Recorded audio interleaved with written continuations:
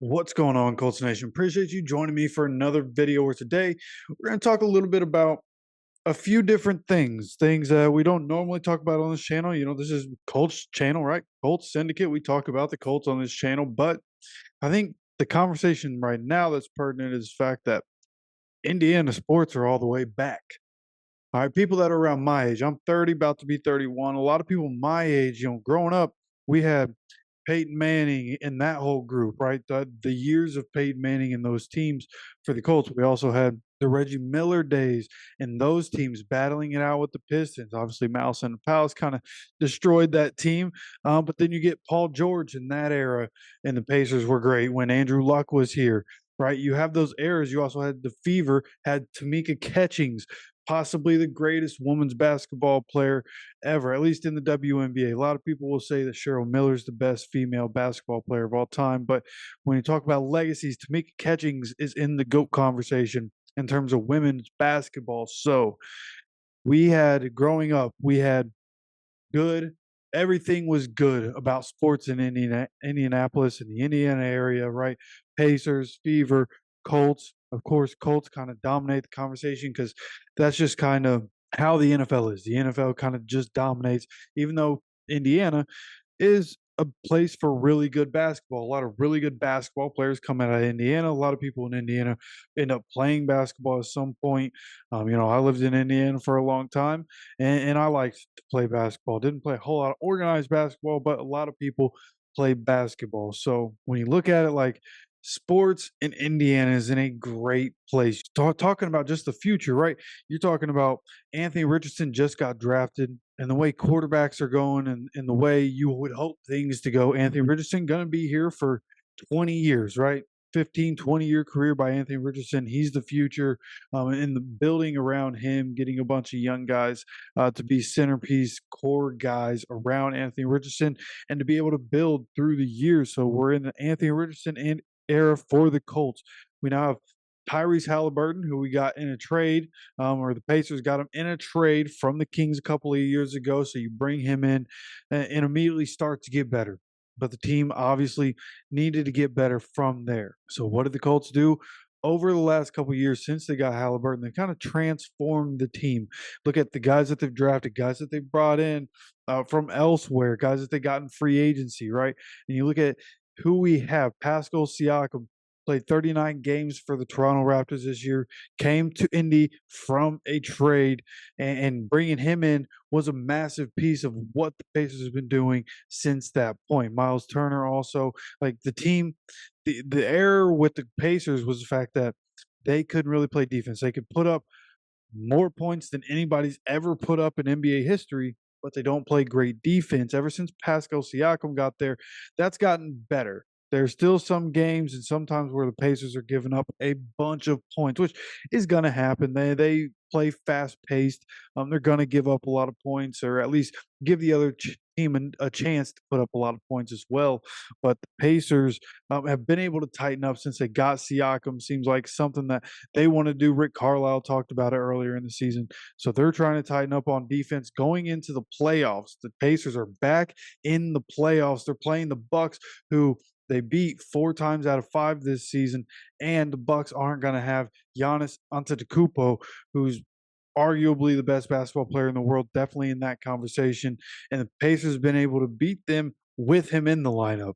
So with him out of the lineup, you have to assume Pacers gonna have a good chance. They can't play down to their competition, but the Pacers could go on a run here and be able to go through the playoffs. Gonna be tough to get over Boston in the East, but I think that from anybody that's not the Celtics in the East, like, they're wild cards. I think any of them can beat each other.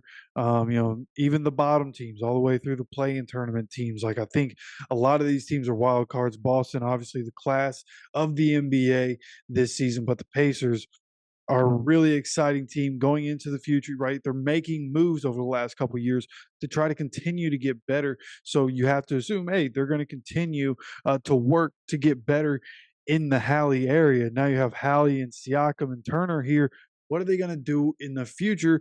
Could be interesting, but I expect the Pacers to be good for a while. So you have Hallie leading the Pacers, you have Anthony Richardson leading the Colts, and now you have with the Indiana Fever, Caitlin Clark getting drafted #1 overall to the Fever.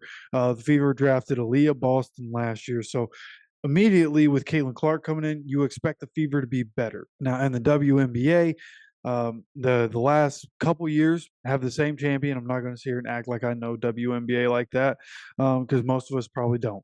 I think it was the Aces. I know it was Kelsey Plum's team has won the last couple of years, has won the championship. But I would expect that Caitlin Clark and the Fever are going to be in that conversation. All but one of their games are going to be nationally televised. It should be an exciting time to at least go watch the Fever. Maybe they aren't going to be champions, but they're going to be an exciting team to watch. Probably going to be able to put up a lot of points with Caitlin Clark coming to town.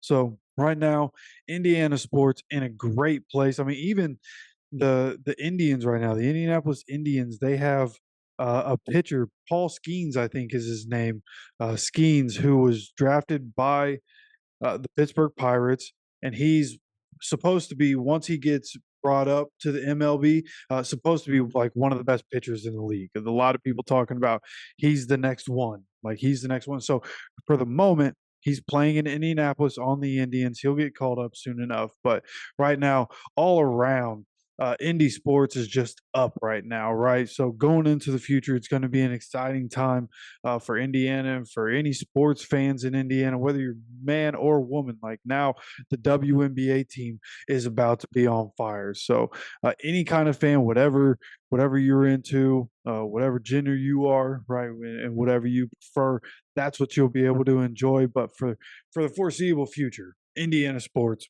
should be good. We should see some more championships. We should have some championship parades, plenty of them between all three of these teams.